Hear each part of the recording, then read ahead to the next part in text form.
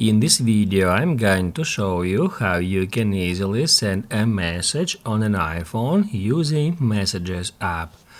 Be sure to watch the video to the very end so you don't make any mistakes.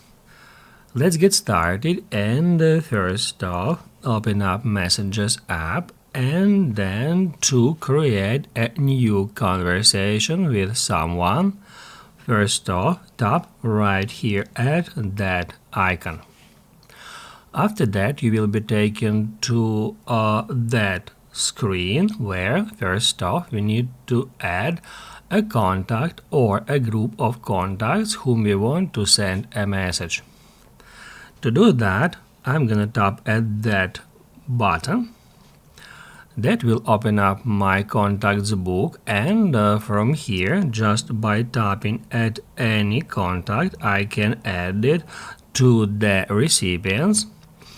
We can add one contact here or multiple contacts in the same way. We can select another one. And then to send a message, just enter text here. And once it is done, all you have to do is just tap at that button to send it. If this video helped you out, don't forget to hit the like button.